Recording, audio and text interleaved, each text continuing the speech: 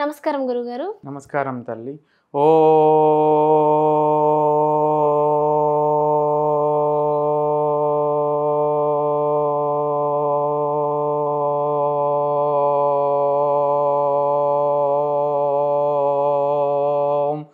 నమో నారాయణాయ.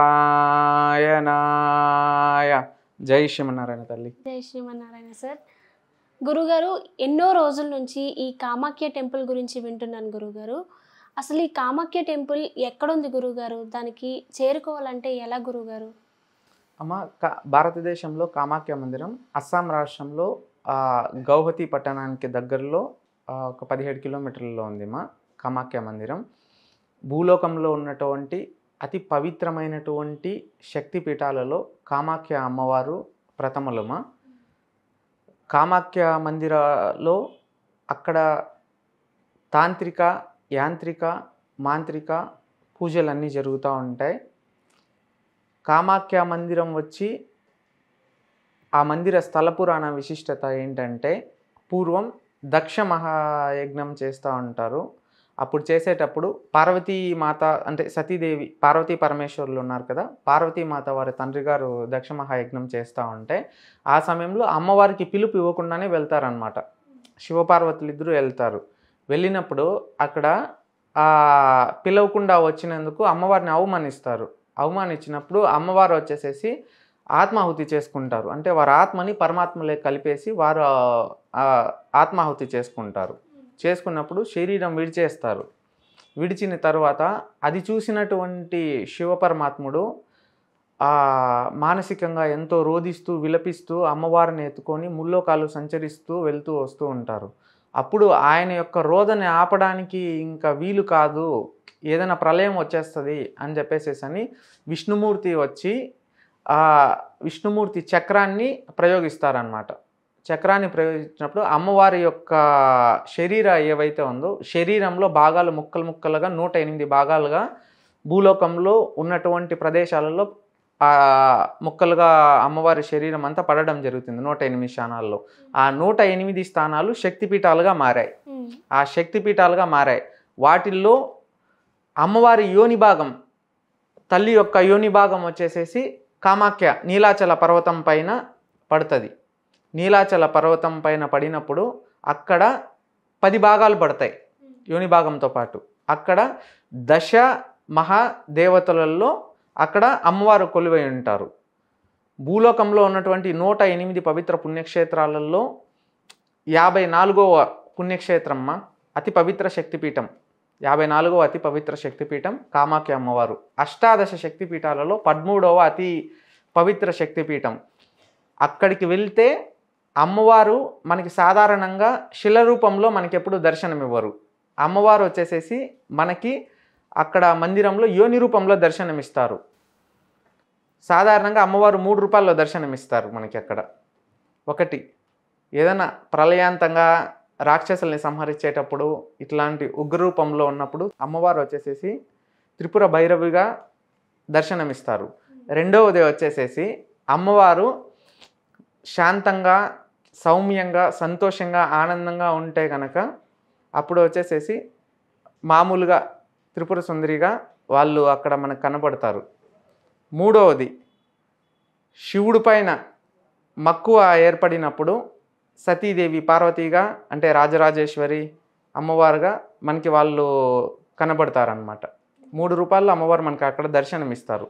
ఎంతో పవిత్రమైనటువంటి పుణ్యక్షేత్రమ్మ. ఈ భూలోకంలో బ్రహ్మదేవుడు రాత లింగింపచేసినప్పుడు ఏవైతే మన తలరాతను రాసి ఉంటారో చిత్రగుప్త మహర్షి, ఆ భగవంతుడు అక్కడికి వెళ్ళినటువంటి వ్యక్తులు తలరాతిని కామాఖ్య మందిరం దర్శనం ముందు, కామాఖ్య మందిరం దర్శనం తరువాత అని రాస్తారు. అంటే మన కర్మలు ఏవైతే మన నుదిటి రాతిలో ఉన్నటువంటి కర్మలు, పాపాలు, దోషాలు, ఇతిబాధలు, సమస్యలు అన్నీ ఏవైతే భూత ప్రేత పిశాచ పీడితాలు ఇవంతా ఉన్నటివి ఏవైతే గనక దోషాలు పోగొట్టుకోవడానికి భూలోకంలో అతి పవిత్రమైనటువంటి పుణ్యక్షేత్రం, అతి పవిత్రమైనటువంటి శక్తిపీఠం కామాఖ్య మందిరం.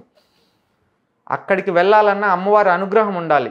మనం వెళ్ళాలనుకుంటే ఏదో మనం ప్రయత్నపూర్వకంగా పోవాలనుకుంటే వెళ్ళలేం. అమ్మవారు అనుగ్రహించి ఆశీర్వదిస్తేనే మనం అక్కడికి వెళ్ళగలుగుతాం. అంత పవిత్రమైనటువంటి మందిరమ్మ. అక్కడికి వెళ్తే మన కర్మలన్నీ దహించబడిపోతాయి. అమ్మవారి యొక్క యోని స్వరూపాన్ని మనం అక్కడ వెళ్ళినప్పుడు మందిరంలో గుహలోపల సాధారణంగా అమ్మవారు వచ్చేసి 10 మంది అమ్మగారులు ఉంటారంట.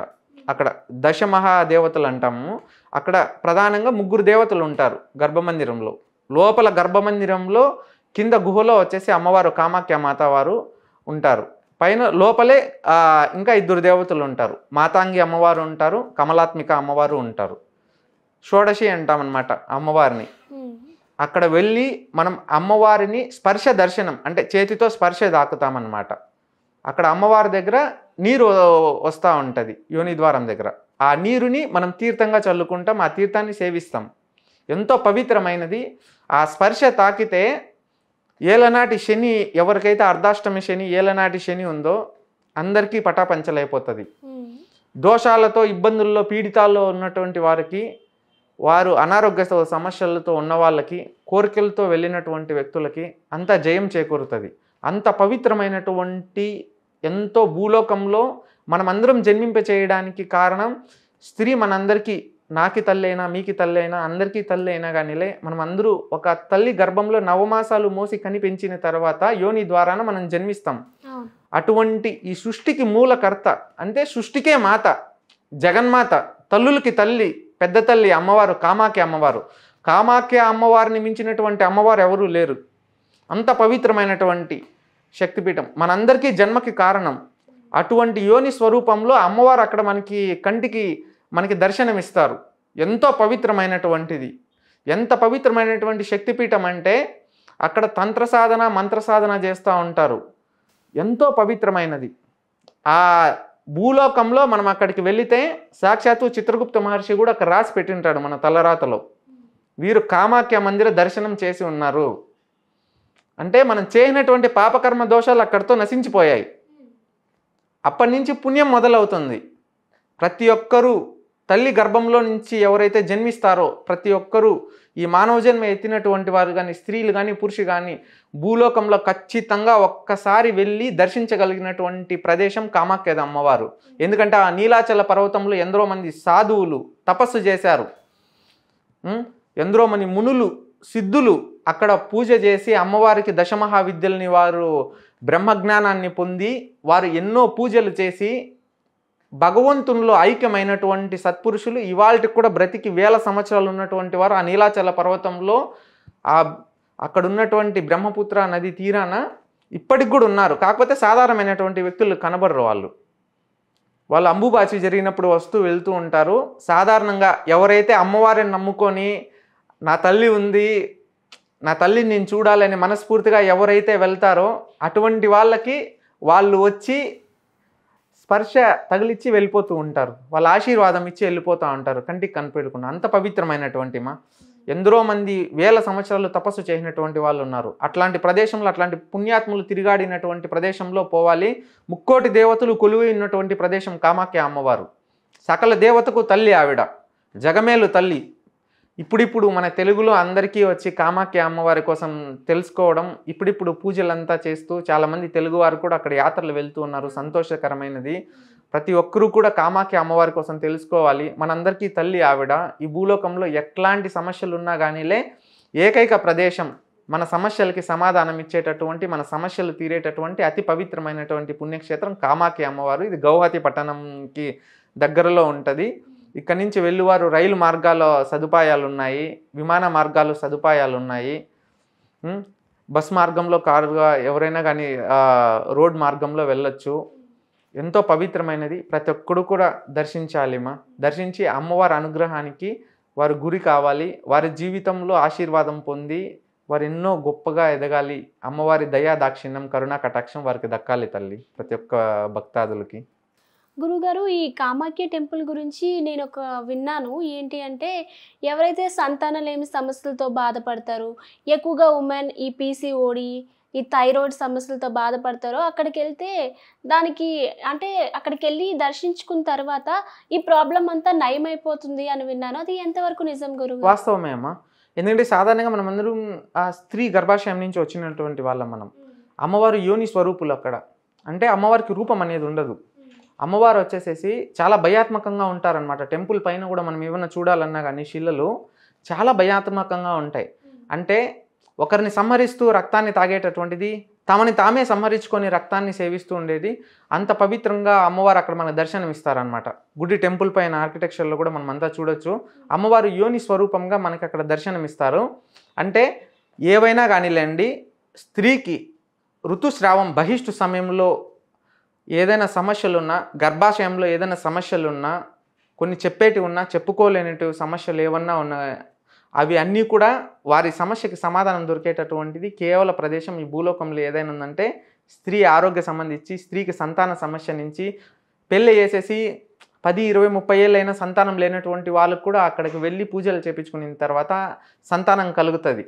వాళ్ళకు ఉన్నటువంటి అనారోగ్యాలు అనేటివి పటాపంచలైపోతాయి. అంత పవిత్రమైనటువంటి పుణ్యక్షేత్రమ్మ. అక్కడ అమ్మవారిది యోని పూజ చేస్తారమ్మ. ఎంతో పవిత్రమైనది. ప్రతి స్త్రీ కూడా ఈ భూలోకంలో స్త్రీ జన్మ ఎత్తినందుకు వారికి వీలు కలిగితే కనుక అక్కడికి వెళ్ళి అమ్మవారి పూజ చేయించుకోవాలి. ఇదేదో మనం యోని పూజ అంటే తప్పుగా భావించట్లేదమ్మా.